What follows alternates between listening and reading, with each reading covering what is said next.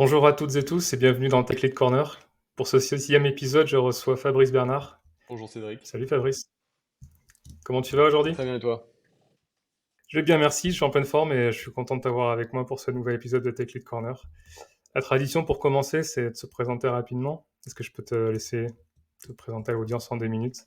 Parfait, bien sûr. Donc moi je m'appelle Fabrice Bernard, j'ai 40 ans, j'ai deux enfants et je suis le cofondateur de Théodo. Donc Théodo, on est une boîte de conseil en technologie présent à Paris, Londres, New York, Casablanca. Aujourd'hui on est 720 personnes et on a démarré il y a 15 ans.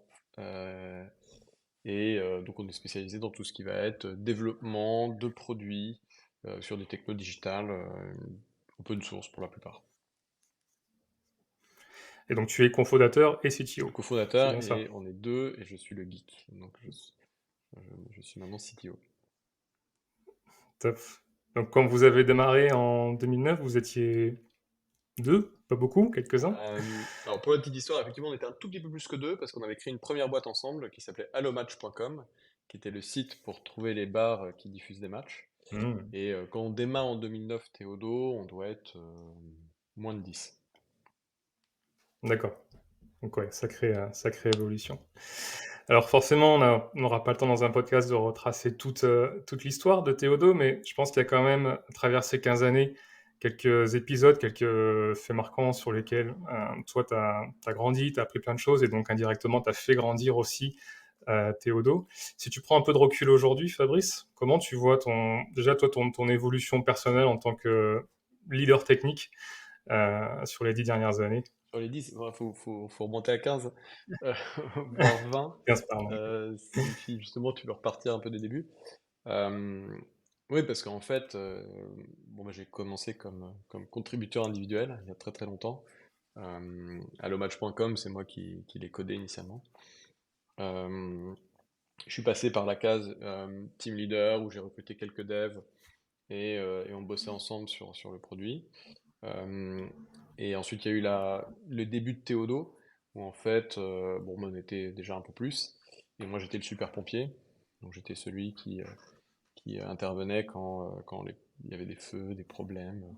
Euh, et, euh, et effectivement, toujours avec cette double casquette, hein, c'est un peu le rôle du CTO d'une petite boîte, de résoudre des problèmes à la fois d'un point de vue technique et business. Parce que se dire, le problème, c'est peut-être un problème de mauvaise conception, mauvaise façon de coder, mais c'est aussi souvent mauvaise compréhension du besoin business, mauvaise modélisation du domaine business, mauvaise négo, hein, parfois aussi, tiens, on peut trouver une sorte de solution ingénieuse qui résout tous les problèmes d'un coup, parce qu'en fait, tout d'un coup, à force de chercher des solutions et de galérer, en fait, on en trouve une qui est géniale, qui résout tout en quelques jours. Voilà un peu le rôle de pompier. Et ensuite, il y a eu un moment très clé dans notre histoire, qui est le moment où on passe de faire de l'agile à vraiment faire de l'agile. Euh, Oui. c'est parce que jusque-là, effectivement, on était évidemment inspiré euh, par les méthodes agiles. On était une start-up, donc on n'avait pas commencé à faire du waterfall, mais on le faisait de façon un peu ad hoc. Et, euh, et on était beaucoup sur les pratiques techniques et pas sur la discipline de la méthodologie. Et il y a un moment où on s'est dit, bon, bah, il y a des choses qui marchent pas, c'est frustrant. C'est frustrant, en fait, cette relation classique. Enfin, vraiment, la méthode normale de faire du logiciel, c'est il y a un métier qui a un besoin, qui le traduit Mhm. et qui le balance à une équipe tech, et l'équipe tech le construit. Et en fait, et, euh, et ça, c'est vraiment ce qui se passe si on fait pas d'efforts. Ok. Et Et alors pourquoi ça marche pas là-dedans selon toi? C'est quoi qui vous bah, frustrait là-dedans? il y a deux gros problèmes, hein. Il y a un énorme problème au niveau des incentives qui sont divergentes. Moi, ça, c'est un truc qui m'a vraiment marqué, mais euh, c'est particulièrement vrai qu'on est dans une logique de service, mais je pense que c'est vrai dans toutes les organisations. Une fois qu'on s'est mis d'accord sur un scope, le métier a tout intérêt à augmenter le scope, Mhm. la tech a tout intérêt à prendre des raccourcis techniques pour réussir à faire rentrer le scope. Donc on est vraiment sur un sorte de truc divergent où des deux côtés, si on veut, on a l'impression que pour mieux faire son boulot, il faut rajouter des features qui n'étaient pas vraiment prévues dans le scope. Et du côté tech, de se dire, bah, si je veux réussir à faire ce qu'on m'a demandé dans les temps impartis, et surtout étant donné à chaque fois qu'on rajoute des fonctionnalités, bah, j'ai intérêt à faire des sacrés raccourcis, quoi. Donc je vais couper tout ce qui est investissement euh, moyen long terme, type Mmh. bonne conception, test, etc., etc. Donc ça, Ouais, tu vois que le court terme, voilà, quoi. c'est Mmh. très, très, très court-termiste. Donc ça c'est un énorme problème. Vraiment, cette divergence d'intérêt est vraiment mauvaise. Ensuite, il y a vraiment le deuxième gros problème, et peut-être le plus gros pour moi, c'est le manque d'ingéniosité. C'est-à-dire que faire un très bon produit, ça nécessite justement cet échange intense entre le métier et la tech. Vraiment comprendre le besoin métier, vraiment comprendre les solutions tech qui peuvent les résoudre, quoi. Et ça dans une logique de je te fais des specs, je te les balance et dans 3 mois on se revoit, Mmh. on perd toute cette valeur-là. Donc c'est vraiment les OK. deux gros problèmes. Donc ça, c'est Ah. d'accord, et donc ça, c'était à quel moment qu'il y a eu un peu ce sentiment de grosse frustration et cette Ça c'est envie de 2011. changer de choses? 2011, donc ça date 2011, OK. maintenant. Voilà. OK. Mais je m'en souviens encore. Ouais. Grosse frustration et effectivement avec un moment clé pour nous qui a été un projet sur lequel on s'était vraiment donné, parce que c'était un super projet, c'était un super client, c'était deux jeunes frères. Et on arrive à la fin du projet et ils disent, bah, nous, entre-temps, on a reparlé au marché pas mal, et en fait, on se rend compte que ce qu'on vous a demandé de construire, c'est pas du tout ce dont on a besoin. Et donc, faut tout refaire. Mmh. Mais par contre, on n'a pas de nouveau budget, donc faut tout refaire gratuitement. Donc Mmh. nous, on dit, bah, ça, c'est pas possible, techniquement, non plus, quoi.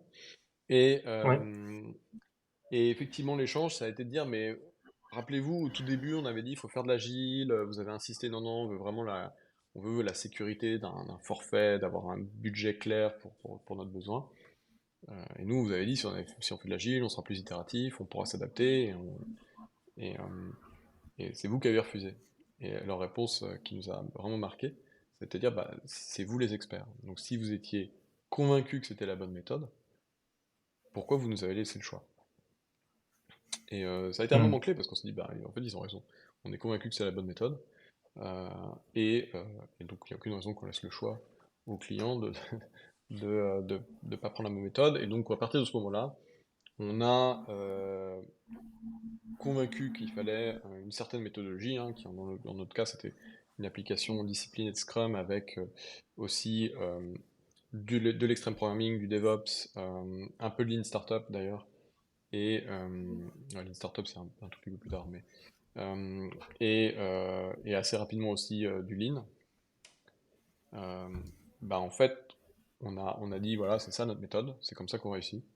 Et ça a été un game changer parce qu'à partir de là, effectivement, on a commencé à enchaîner les projets qui se passaient extrêmement bien, où on livrait très vite le produit qui résolvait le problème business, et forcément qui en plus permettait d'avoir des relations beaucoup plus long terme, parce qu'une fois qu'on a très bien réussi un produit, on en fait un deuxième, un troisième, un quatrième, etc. Donc, Mmh. et là, pour revenir à ta question initiale, là mon rôle de leader tech a changé, parce que aussi un des trucs incroyables de faire de l'agile correctement, c'est qu'en fait les équipes sont beaucoup plus autonomes, comprennent bien mieux le métier vu qu'elles interagissent tous les jours avec l'expert métier. Euh, donc en fait j'ai eu beaucoup moins de feu à éteindre en tant que CTO. Mmh. Alors quels sont c'est justement les grands principes que vous avez utilisés pour faire gagner enfin, pour donner l'autonomie aux équipes? Tu dis que c'est quelque part l'agilité qui a permis ça, mais concrètement, tu Concrètement, il y a déjà Scrum. Alors Scrum, on mmh, va dire ouais, tel qu'il était à l'époque, c'est-à-dire vraiment avec le décideur au sein de l'équipe, le décideur métier. Euh, OK. et ça, et donc avec des interactions quotidiennes avec le décideur métier, avec, nous on était sur des sprints d'une semaine, avec ce que Scrum appelle les cérémonies, hein, la review, la rétro, le planning, qui avait lieu toutes les semaines avec le décideur métier. Et ça permettait en fait à l'équipe d'avoir vraiment un échange constructif avec le décideur métier sur c'est quoi le problème qu'on a vraiment envie de résoudre, parce que souvent un décideur métier il exprime une solution et en fait il faut remonter aux besoins et ensuite avoir un bon échange sur est-ce que la solution imaginée est la bonne solution. Et là Mmh. c'est génial parce que c'est là où on peut utiliser en fait l'aspect ingénierie quoi, qui est de se dire Ouais. c'est quoi les différentes solutions techniques que j'ai à ma disposition pour résoudre un problème business. Et donc ça, voilà, le OK. fait d'avoir cet échange quotidien avec un décideur métier, forcément, ça permet à une équipe technique d'être beaucoup plus autonome sur construire la solution. Et sinon, en fait, on est obligé de compenser le manque d'interaction avec l'expertise métier par de l'expérience. Et donc, voilà, ça, D'accord. je pense que c'est... Donc toi, tu un peu ton rôle, c'était d'être aussi garant de cette, culture-là? Ah, on va dire Je qu'avant, pense? j'étais garant d'amener l'expérience. Et tout d'un coup, Ouais. on n'avait plus besoin de moi là-dessus. En tout cas, beaucoup, beaucoup moins. Et, euh, et donc les sujets, c'était plutôt de se dire comment est-ce qu'on améliore la méthodologie, hein. Donc, ok, on fait du Scrum, mais qu'est-ce qu'on pourrait faire de plus? Tiens, il y a ce mouvement génial qu'est le DevOps. Qu'est-ce que ça veut dire pour nous concrètement? Est-ce que ça voudrait dire qu'il faudrait utiliser ces nouveaux services qu'on appelle le cloud? Enfin, je parle d'une Ouais. époque lointaine. Euh, voilà, c'était des enjeux beaucoup plus sur les conditions de travail, améliorer les conditions de travail, améliorer le flux, enfin plus voilà, plus sur la méthodologie que sur la D'accord. production de lignes de code. Donc ça veut dire que la méthode, enfin la façon dont vous travaillez aujourd'hui, elle est différente d'il y a 10 ans et ça parce que ça a progressé chaque année. Alors je dis elle est différente, je dis Chaque pas année, je sais pas de quantifier le delta, mais que votre démarche, c'est constamment d'essayer d'améliorer les choses, oui, quoi. oui, ensuite, effectivement, ça fait partie de l'agile, hein. Il y a le concept de rétrospective où justement l'équipe de façon autonome se pose euh, chez nous toutes les semaines la question de est-ce qu'il y a quelque chose à améliorer, ça c'était à l'époque. Et puis ensuite, Mmh. ensuite il y a eu effectivement une phase après. Donc, comme je dis là, bon, plus besoin d'éteindre des feux sur les projets. Donc, ce qui se passe, c'est qu'en fait, on commence à scaler très vite. Et en fait, c'est génial l'agile parce qu'effectivement, on a des équipes autonomes, donc on peut mettre plein d'équipes autonomes euh, Mmh. côte à côte. Et ça marche bien. Ensuite, à ce moment-là, il y a quand même deux problèmes de scale qui se passent. Il y a un problème de scale qui est que de toute façon, quand on a une plus grosse organisation, on a besoin d'avoir tout d'un coup plus de fonctions support. Et là, on se repose la question de c'est quoi l'organisation d'une fonction support. Est-ce que c'est possible d'être agile en fonction support? Est-ce que je peux être agile en recrutement? Est-ce que je peux être agile en commercial? Est-ce que je peux être agile je sais pas quoi, en finance? Ouais. Et puis il y a aussi, en vrai, là, je parle d'un monde où en fait on arrive à avoir des scopes qui tiennent dans une seule équipe, mais dès qu'on est sur des très gros projets, des très gros produits, on peut pas se contenter d'avoir une seule équipe. Donc on commence à avoir plusieurs équipes. Et là, on se repose la question de, bon, bah, c'est génial d'être agile au niveau d'une équipe, mais comment fait-on pour être agile au niveau de plusieurs équipes? Donc là, pour nous, ça a été une deuxième grande étape là, dans notre histoire, qui est d'aller chercher ce que ça veut dire l'agile au-delà d'une équipe. Ça tombe bien, c'est un des points que j'allais te demander. Donc, c'est quand, pour donner avoir un ordre de grandeur, quand tu dis un gros projet, ça représente combien de Bah, en personnes fait, en en vrai, silo? c'est dès deux équipes Ouais, déjà, tu as un silo, enfin, quelque part, tu que tu as as... tout de suite un problème de communication entre les deux équipes. Et, Ouais, euh, et ça encore, tu peux l'adresser pas mal de façon ad hoc si tu arrives à concevoir ton produit pour qu'il y ait vraiment deux domaines suffisamment autonomes pour que les deux équipes soient autonomes. Mais d'accord. dès, Et donc ça, dans l'état de l'art, de l'agile, il y avait des choses qui existaient à déjà, l'époque, très qui vous peu, convenaient. Jeff Sutherland commençait Ouais, à parler de Scrum of Scrum, ok. mais voilà à peu près tout ce qu'on avait à l'époque. Il n'y avait pas de safe, il n'y avait pas de less. Il y j'ai envie de dire tant mieux pour nous, parce que Ouais, donc en cherchant des solutions, et bon, on avait implémenté Scrum of Scrum, mais bon, c'était pas, effectivement, Scrum of Scrum, c'est bien quand il y a trois équipes, quoi.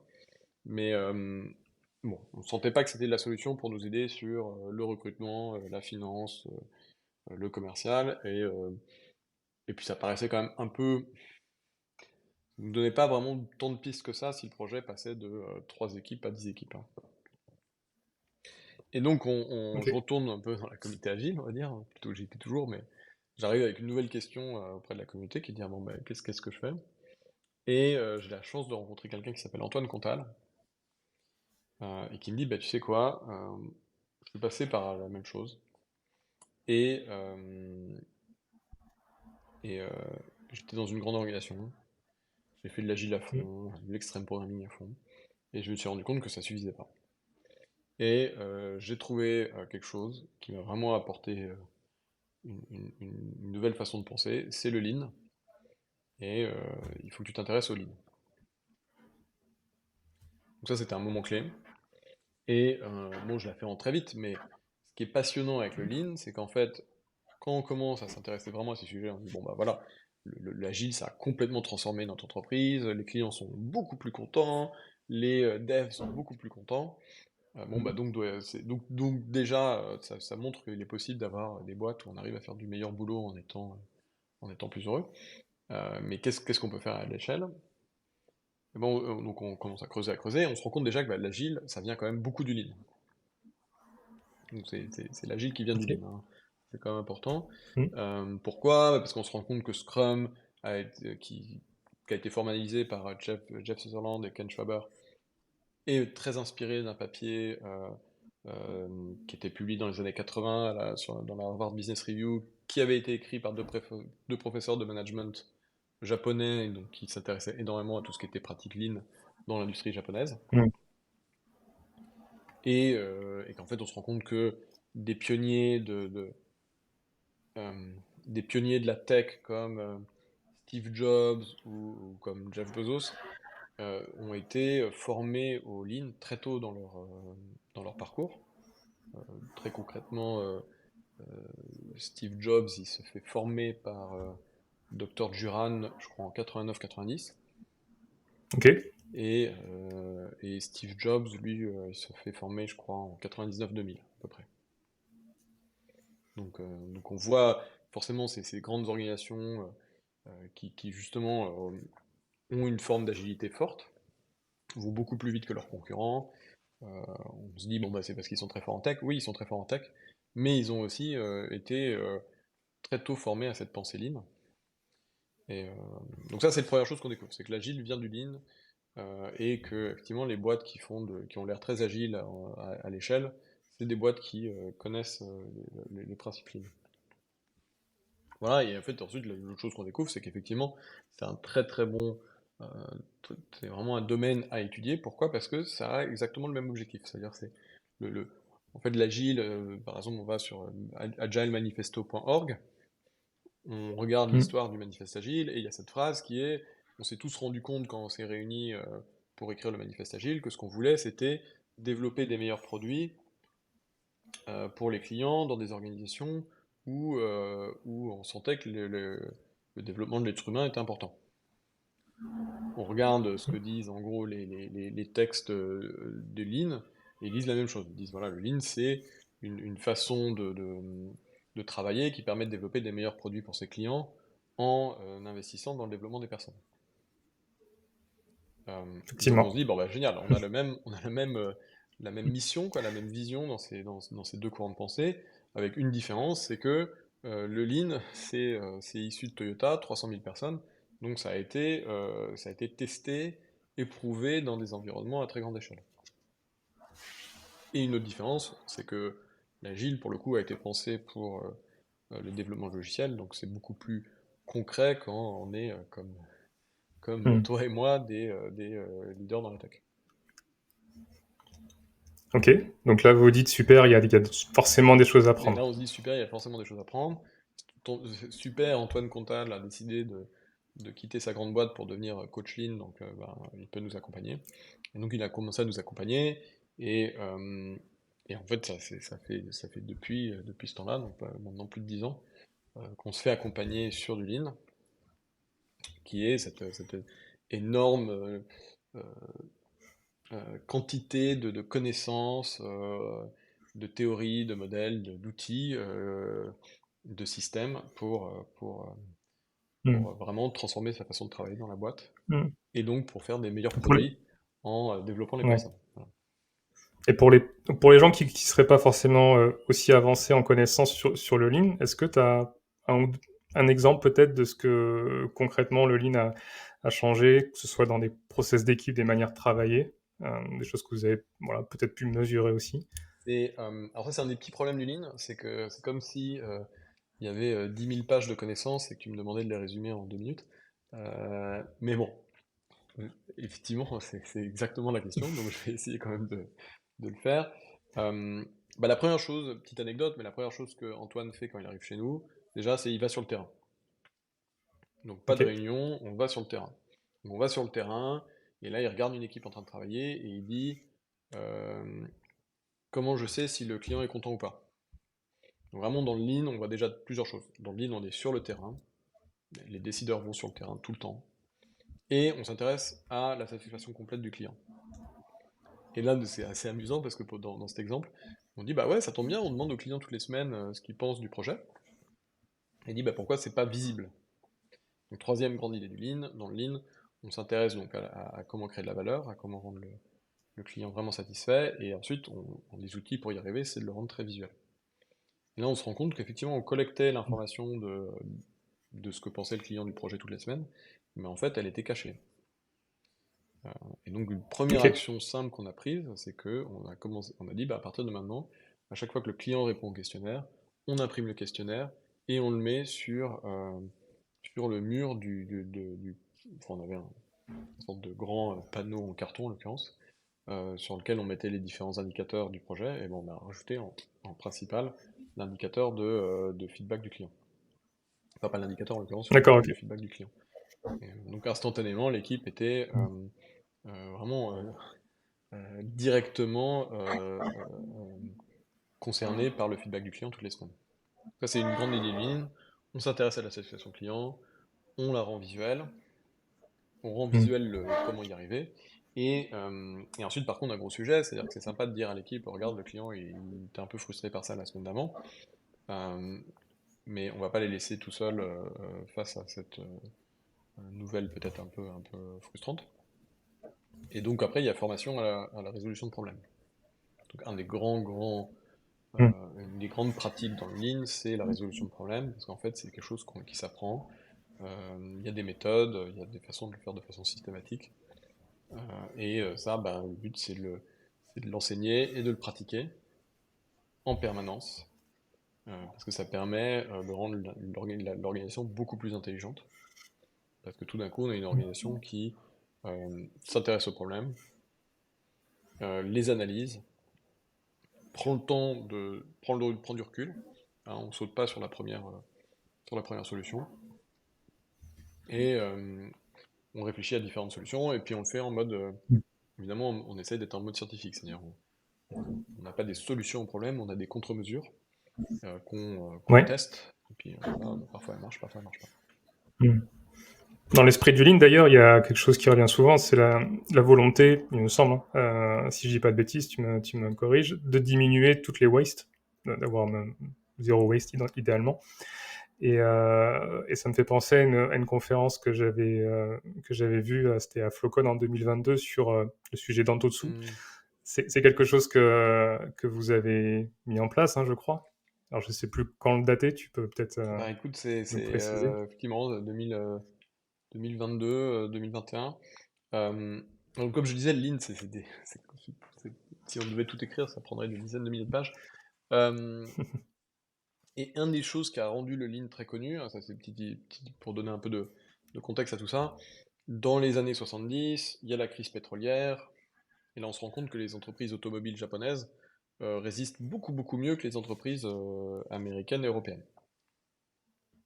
Et donc il y a l'industrie automobile qui finance une mission de chercheurs au MIT pour mieux comprendre. Et là, ce qu'on découvre, c'est qu'effectivement, les Japonais sont capables de produire des voitures avec beaucoup, beaucoup moins d'employés. D'où l'idée d'appeler Ok. ça Lean Production System. C'est-à-dire un système de production qui est Hmm. lean. Lean en anglais, en fait, ça veut dire sans gras, quoi. Maigre. Ouais. C'est un système de Ouais. production maigre. Et donc, c'est devenu très populaire très vite, mais avec cette logique vraiment de réduction de gras, donc de réduction de waste.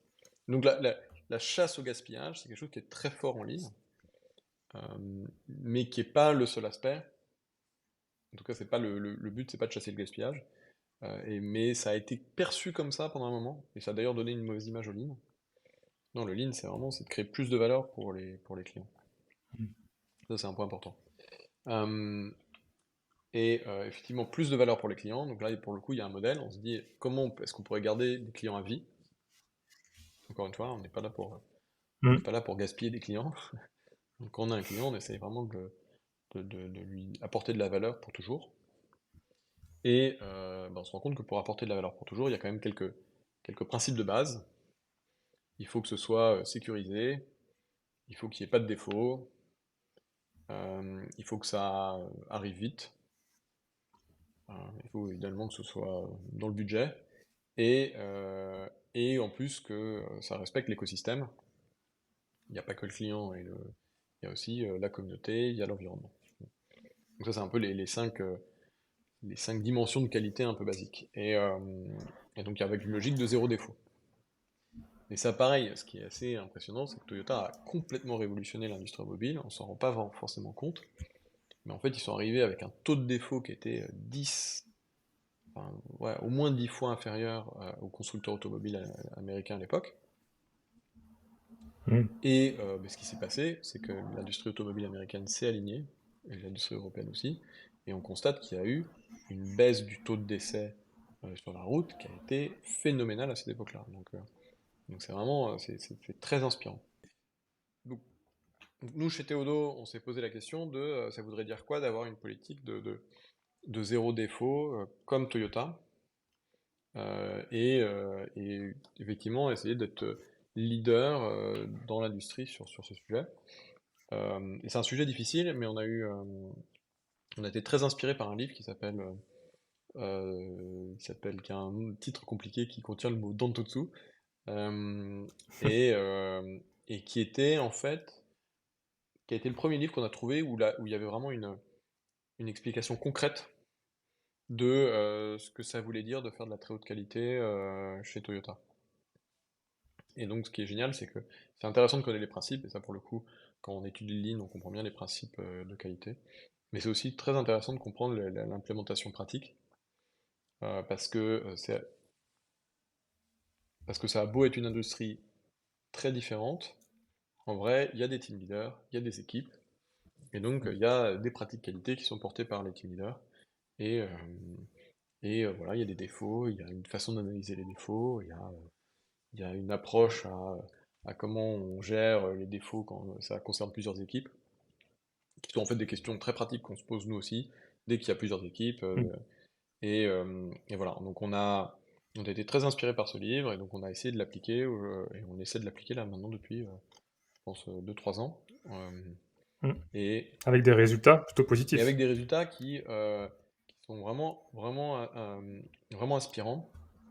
Ensuite, donc vraiment inspirants, c'est-à-dire qu'il y a des équipes qui ont fait des choses complètement phénoménales, et, euh, et, euh, et ça, avec aussi des anecdotes incroyables, hein, parce qu'en fait, maintenant on commence à analyser les défauts de façon systématique, vraiment à l'échelle de tout le groupe. Et parfois, il y a des gens qui vont vraiment creuser et trouver un bug dans une librairie open source, et en fait, vont décider de corriger ce bug, et avoir un impact pas seulement sur une équipe ou sur tout notre groupe, mais vraiment sur le monde entier. Moi, je trouve ça vraiment inspirant, mais il y a un exemple qui est incroyable, que je vous partage, qui est, en fait, on se rendait compte qu'on avait une intégration continue qui était pas très stable, et ça, on n'est pas les seuls au monde à constater ça. Et il y a quelqu'un qui a vraiment creusé pourquoi. Et on s'est rendu compte qu'en fait, euh, quand on lançait des tests gestes dans un container Docker, en fait, il y avait une librairie qui était utilisée pour démarrer plusieurs process en parallèle. Et ça plantait parce qu'en fait, le Docker avait un seul CPU attribué. Mmh.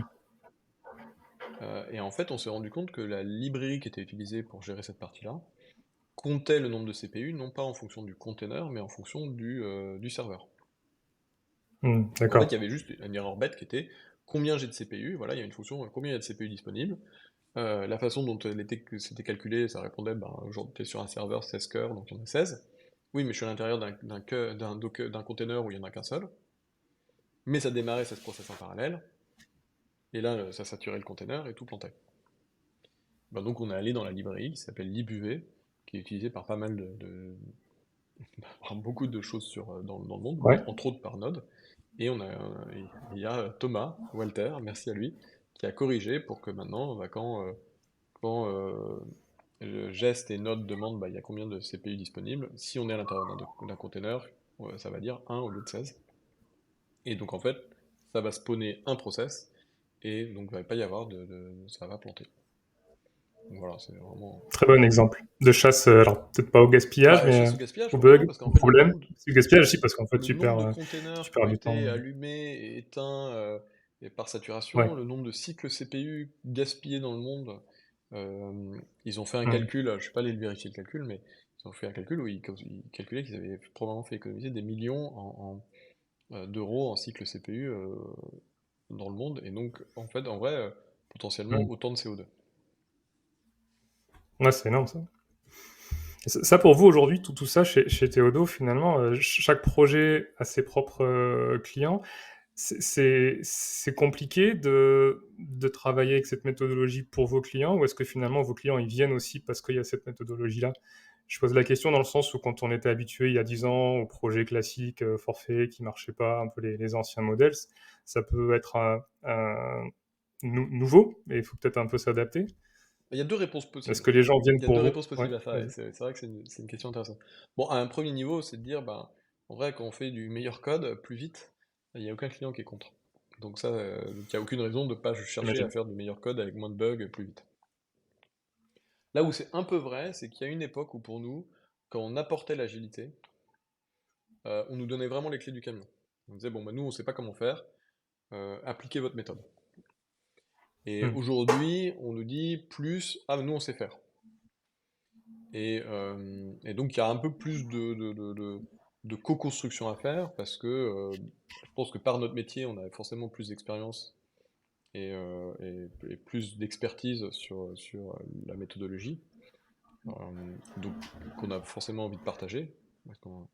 Et à la fois, bon, on n'est pas là non plus pour imposer une méthode unique à tous les projets, c'est pas le cas.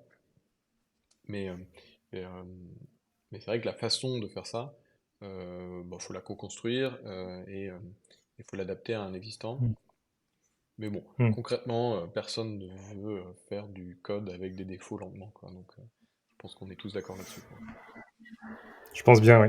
Et toi aussi, en tant que CTO, tu as parlé que une des clés de la réussite, c'est notamment d'avoir des équipes, des projets autonomes. Mais quand tu es 720, est-ce que tu as des personnes sur lesquelles tu t'appuies pour apporter du lien entre les équipes? Donc là, on parlait de rituels pour aller chercher, capitaliser sur les bugs, mais je pense notamment à tout ce qui est formation, accompagnement des équipes. Voilà, comment par exemple tu fais monter en compétence tous les gens sur une techno qui est utilisée dans plein de projets. Est-ce que tu as des personnes, des groupes de personnes qui essaient voilà, de porter le sujet de l'amélioration continue Oh là, waouh. d'un point de vue technique? Écoute, il y a eu plein de réponses possibles à cette question en fonction de la taille qu'on a eue.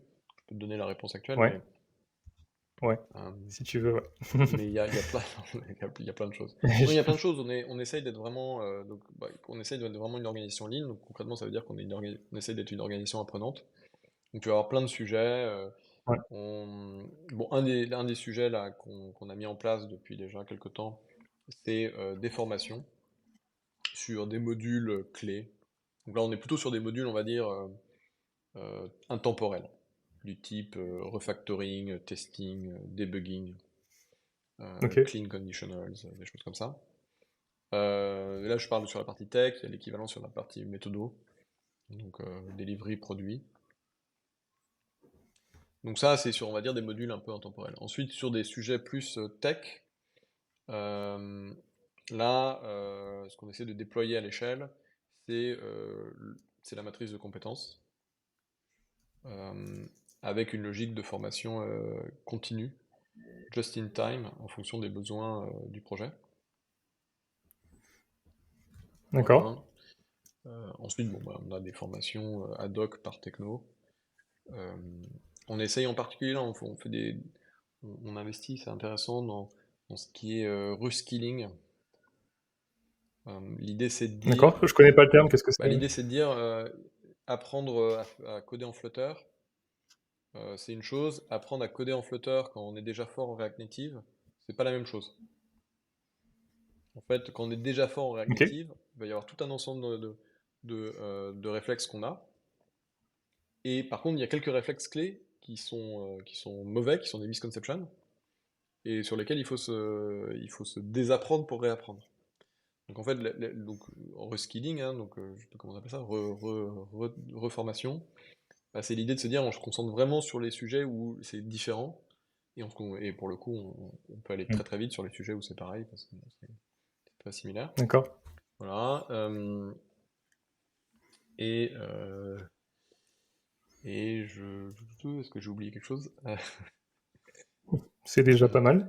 Donc et ça, donc tout ce que tu viens d'évoquer, toute cette évolution de la culture agile, et du lean dans le contexte de la tech chez Théodo, je crois que justement on tombe sur un timing intéressant, c'est que si tu vas nous en parler, mais avec un collègue à toi, Benoît Charles Lavozelle, vous venez tout juste de sortir un livre où il va sortir début mai, j'ai plus le timing exact, sur tout ça. Est-ce que tu peux nous en dire deux mots? oui, avec mon cofondateur, on s'est retrouvé un peu dans des débats justement sur est-ce que l'agile peut passer à l'échelle?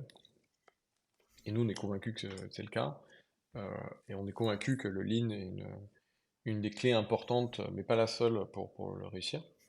Et donc on s'est dit à un moment, bah, c'est le moment de mettre ça par écrit, de capturer nos 10, 11 ans d'expérience, et pour pouvoir mieux les partager.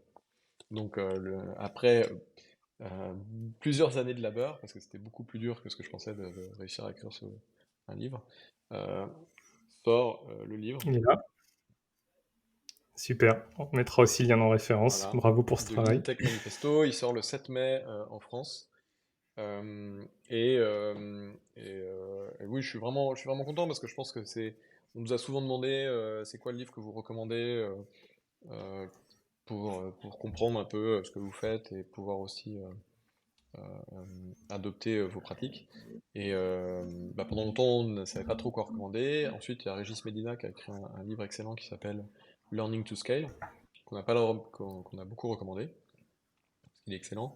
Euh, Hmm. et aujourd'hui, bah, il y a The Lean Tech Manifesto pour avoir vraiment une super introduction sur des pratiques plus tech, là où le livre de Régis est un peu moins tech. D'accord. Donc, est-ce qu'on peut dire que vous avez essayé de combler justement ce qu'il n'y avait pas enfin, tu parlais tout à l'heure de Scrum in Scrum, mais c'était assez embryonnaire et ça couvrait pas vraiment cette notion d'échelle. Et vous, vous avez transposé le côté, tout ce qu'on sait sur le Lean, mais dans le domaine vraiment de la tech, plus dans le côté produit tech. Est-ce que c'est un Je peu pense ça l'idée? que ouais, ce livre se veut une alternative à Safe, en gros, pour faire simple, qui est que si je suis leader d'une organisation tech où j'ai plus que deux équipes, hein, deux ou plus, et que j'ai envie d'avoir des pratiques agiles, soit bah, j'ai beaucoup d'expérience et je construis mes propres pratiques ad hoc, euh, soit je prends un truc sur étagère qui s'appelle Safe, qui marche à l'échelle, mais qui quand on demande aux équipes, est tout sauf agile. Et bah, soit maintenant il y a The Lean Tech Manifesto bon, qui est pas, qui apporte pas de solution parfaite sur étagère, mais qui en tout cas a la volonté d'apporter les bons principes pour euh, adopter des pratiques petit à petit dans le bon ordre. D'accord. Vous l'avez testé, Safe, dans votre contexte chez Théodo ou On pas? a travaillé dans des environnements safe. Ça Le Ouais. nom est génial parce que ça donne l'impression qu'on a travaillé dans des environnements qui étaient confortables et sécurisants. Non, la réalité, c'est que c'est une méthode de gestion de projet assez traditionnelle, même s'il utilise tous les mots de l'agile, et où, très concrètement, les devs ont beau être des ingénieurs brillants, par exemple, ils ont finalement assez peu d'impact sur la roadmap produit. Et donc, moi, ce que je trouve dommage, c'est que dès que l'ingénieur n'est, enfin, dès que les devs n'ont pas cette capacité justement d'ingénierie, c'est-à-dire d'aller chercher des solutions techniques aux Mmh. problèmes business, bah, on se retrouve avec, on perd l'opportunité d'avoir des solutions ingénieuses. Et c'est vraiment ça, c'est vraiment de la grosse perte de valeur. D'accord. C'est que ça contraint ou interdit des interactions, dans certains cadres, Safe safe? C'est apporte ça un l'idée? certain nombre de... Enfin bon, il y a peu... Déjà, Safe est très, très multiforme, donc il est difficile à Ouais, critiquer parce qu'il y a plein de... On va toujours, enfin, plein de les gens vont variantes, toujours dire c'est des mauvaises implémentations, mais moi ce que je constate sur le terrain, c'est qu'il y a suffisamment de couches entre euh, les décisions produits et les développeurs qui les fabriquent. mmh. Il y a trop de distance, et donc moi je vois pas la magie que j'ai connue, qu'on connaît dans l'agile quand on a une petite équipe avec le métier au sein de l'équipe technique. OK, je vois. Et d'ailleurs, on parlait des développeurs, et des interactions avec le métier. Toi, aujourd'hui, en tant que leader technique, qu'est-ce que tu observes chez les équipes de dev? Qu'est-ce qui est important pour elles? Si tu devais, donner un ou 2 facteurs clés, qu'est-ce qui fait qu'un ou une dev est heureux dans ce qu'elle fait? Ah. Je suis désolé là, je vais essayer d'éviter le problème de batterie. Hop, Ouais, pas de souci, je t'en prie. ça sera quand même mieux pour tout le monde. Mais moi je pense que c'est assez intéressant parce qu'en fait, là, j'espère que le changement d'image sera pas trop radical. Mais Ça passe. voilà. Donc ouais, par rapport à ta question, ce qui est de dire, euh, qu'est-ce qui fait qu'un développeur s'épanouit au travail? Euh, Moi je pense Yes. que pour à peu près tout le monde, la priorité c'est quand même de se sentir utile. Euh, Concrètement, ça veut dire quoi? Ça veut dire que je vais être reconnu euh, en fait, par mes pairs qui vont me dire waouh, t'as fait du beau boulot. Et je vais être reconnu par mon chef ou mon client qui va me dire waouh, ce que t'as fait, c'est utile. Euh, donc voilà. Donc ça, je pense, c'est un point important parce que dans un monde où à un moment c'était à la mode d'avoir des tables de ping-pong et de la bière gratuite le soir, euh, je pense il faut se rappeler que la table de ping-pong c'est bien, mais c'est en plus. La priorité 1, c'est vraiment est-ce que je peux faire du beau boulot qui est utile. Et ensuite, bah, c'est là où l'agile est incroyable, c'est qu'elle permet deux choses, justement, elle permet de donner beaucoup d'autonomie à l'équipe. Donc je suis capable de faire de l'amélioration Mmh. continue sur mes pratiques de travail, et donc petit à petit de m'améliorer et de faire du beau boulot. Et je suis en contact direct avec le métier, donc enfin, je sais tout de suite si ce que je fais il sert à quelqu'un ou pas.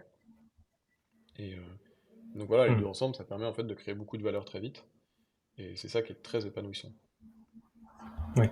Pour le feedback, de ce que tu disais, effectivement, c'est quelque chose qui est important et je pense que aussi votre culture, Lean aide, tu prenais l'exemple tout à l'heure du feedback client qu'on rend Et visible. résolution de problème. Bon là, j'imagine que vous n'avez pas et des résolutions de problèmes, mais là, du coup, c'est pareil. J'imagine que d'une manière ou d'une autre, les feedbacks sur le travail ou et sur chacun, chacune, faut le rendre concret, visible ou matérialisé quelque part pour que les gens le perçoivent et le ressentent, quoi. Je pense que C'est c'est ça, et important. Si tu dis pas les choses, c'est pas implicite ce genre de choses, faut que ce soit explicite, voilà, quoi. soit explicite. Et puis après, c'est vrai qu'au niveau de l'organisation, l'idée c'est de se dire comment est-ce que je rends possible le fait qu'au quotidien, les équipes soient autonomes et que les équipes soient capables de créer de la valeur et donc de bien comprendre quel est le besoin métier, quoi. Et c'est Hmm. là où il y a plein de choses à faire, dont mettre en place les bons enablers. Il y en a un dont j'ai parlé qui est la formation à la résolution de problèmes. Mais il y a aussi des choses aujourd'hui, c'est assez basique, mais les outils SaaS type GitHub, GitLab, Hmm. une intégration continue qui fonctionne, aussi le cloud, hein, mine de rien, aujourd'hui on arrive à déployer des choses rapidement, c'était pas le cas il y a 10-15 ans, etc., etc. Ouais. Si j'avais posé une question la question à Fabrice d'il y a 15 ans sur, pour toi, qu'est-ce que ça veut dire être un CTO? Euh, Est-ce que la réponse aurait été différente que celle que tu vas me donner aujourd'hui? je suis quelqu'un d'assez conceptuel. Je pense que au niveau conceptuel, non, ça n'a pas changé. Moi, je pense que le CTO, c'est la personne qui comprend la tech au niveau de l'équipe de leadership, de l'é- de l'é- euh, voilà, de l'équipe de décision. Euh, et c'est toujours vrai. Et ça va vraiment dans les deux sens. Ça veut dire que c'est la personne qui est capable de, euh, euh, de traduire la stratégie de l'organisation en stratégie technique. Et c'est quelqu'un qui est capable de, Mmh. à l'inverse, de comprendre en fait les défis techniques, les nouvelles tendances technologiques pour alimenter la stratégie business. OK. Voilà, c'est conceptuel, ça marche à pas mal d'échelles, ça, pour le coup. Ça marche à l'échelle d'une Ouais, startup de 2 personnes, et ça marche à l'échelle d'une boîte de ouais, plusieurs milliers de personnes. ça marche. Je me permets une petite question aussi en préparant là, le podcast aussi ensemble. On parlait du livre Team Topologies rapidement et j'aime bien faire des liens aussi entre les podcasts que j'ai fait avant où j'ai quelques personnes qui l'avaient donné en recommandation de lecture. Alors pas forcément en disant que ce livre était génial, mais conseiller de le lire parce que forcément bah, on apprend des choses. Je crois savoir que tu l'as lu et donc je trouve ça intéressant aussi d'avoir point de vue. Qu'est-ce que tu en as pensé de ce livre? Écoute, moi, Team Topology, il a plusieurs caractéristiques géniales. Un, le titre est génial, Team Topology, C'est vrai. parce que ça traduit vraiment justement quelque chose qui est très important en agile, qui est de se dire, si j'ai envie que dans une grosse organisation, les équipes se sentent agiles, soient autonomes, il va falloir vraiment que je travaille le design de mon organisation. Donc vraiment que je travaille la topologie de mon organisation, pour prendre le mot mathématique. Je trouve que ça a été très très malin de leur part de rendre ce mot team topologie connu. Et ensuite, ce qui est bien dans le livre, c'est qu'il y a ce modèle de 4 types d'équipes euh, voilà, qui est un modèle intéressant. Moi, ma grande critique de team topologie, j'en ai une, c'est que moi je viens du Lean. Le but du Lean, c'est de se réfléchir à comment on peut créer plus de valeur. Et donc j'ai fait CTRL F valeur. Et dans l'édition, en tout cas, que j'avais entre les mains, mon édition Kindle, le mot valeur apparaît dans la conclusion, où, où les auteurs disent, parmi toutes les façons d'organiser, de concevoir son organisation, c'est vrai qu'on aurait pu parler plus de la valeur business. Bon, bah ça, je trouve que Hmm. c'était quelque chose qu'il fallait pas mettre en conclusion. C'était, oui, je pense que la clé d'une bonne team topologie, c'est que c'est une topologie qui permet aux équipes d'être connectées à la valeur business. Et donc c'est pour ça Ouais, qu'en fait, ok. en termes de vraiment de texte de team topology, c'est quelqu'un euh, conseille le livre de Marty Kagan qui s'appelle Empowered, qui a un chapitre dédié à ça, et qui pour le coup bah, reprend les concepts de team topology, hein, il cite le livre, mais, mais, mais dans une logique produit où en fait les équipes sont connectées à des besoins métiers. Ok, bah merci pour la référence. On l'introduira aussi dans la description du podcast. Ce sera un autre pointeur. Fabrice, je vois que l'horloge avance. On arrive bientôt à la fin de ce podcast. J'aurai des milliards de questions encore à te poser parce que c'est ultra intéressant ce que tu nous partages. Mais je te propose une dernière thématique rapide. Je suis curieux d'avoir ton avis sur la Gen AI dans le contexte du dev. Euh, voilà, je me demandais, est-ce que par exemple, dans votre contexte chez Théodo, vous utilisez des outils comme Copilot? Est-ce que vous utilisez l'IA? Je parle vraiment dans le contexte du dev. Est-ce que voilà, c'est arrivé chez vous? Est-ce que toi, tu as un avis là-dessus? Est-ce que tu vois que ça va impacter les choses dans l'organisation, dans le métier? Ah bah, la réponse est oui, bien sûr, à toutes tes questions. Bon. Donc oui, on utilise l'IA. Oui, ça nous impacte. Oui, ça va nous impacter. Ouais. Non, mais il y a ce que fait parce qu'on parle d'IA, mais en fait, là, la vraie révolution des récentes, c'est ChatGPT, c'est les LLM. Et en fait, les LLM, c'est quoi? C'est c'est cette sorte de technologie incroyable qui transforme du texte en texte, et donc, Hmm. et donc qui va impacter en priorité les métiers où on produit du texte. Il se trouve que nous, les développeurs. Alors notre métier, c'est pas de produire du texte, c'est de produire des produits, mais effectivement, la façon dont on le fait, c'est de produire du texte. Donc je pense qu'avec les avocats, par exemple, ou les éditeurs, hein, pour le coup, ils sont déjà complètement impactés, tout le monde de l'édition littéraire. Mm. Oui, la GNA, il y a vraiment un impact incroyable sur nous. Alors beaucoup de gens diront qu'effectivement, on passe pas tout notre temps à écrire du texte, on passe beaucoup de temps à réfléchir à l'architecture, à réfléchir aux solutions technologiques, et un peu de temps ensuite à les écrire. Bah, effectivement, moi je pense que c'est ça l'avenir, c'est-à-dire que la partie écriture va rapetisser encore plus. Euh, et après, ce qu'on constate au quotidien, qui est quand même incroyable, c'est à quel point moi j'utilise aujourd'hui ChatGPT et Copilot, enfin, surtout ChatGPT d'ailleurs, comme, comme mon père en pair programming, hein. Ouais. Là où avant j'adorais euh, balancer plein de questions à quelqu'un à côté de moi, bah maintenant je peux balancer plein de questions à un LLM qui me répond vraiment pas si mal et qui me fait réfléchir, etc. Euh, évidemment, la question n'a pas été posée, mais je pense qu'il faut le dire, les LLM font pas des réponses parfaites, Donc il faut rester il faut vigilant. rester vigilant. Euh, c'est effectivement, dès que ça produit du code très vite, ça produit du code très vite avec des bugs subtils à l'intérieur. Donc faut pas juste les accepter tels quels. Mais bon, c'est génial pour aider quelqu'un.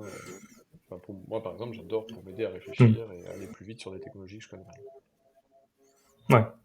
Moi, je suis un peu dans la même situation et j'avoue que c'est hyper enrichissant. Et bon, je pense qu'on n'est pas les seuls et que pour ça, on vit une époque assez intéressante. Et je serais curieux, moi, dans une autre vie, d'avoir, tu vois, de découvrir à 18 ans Mm.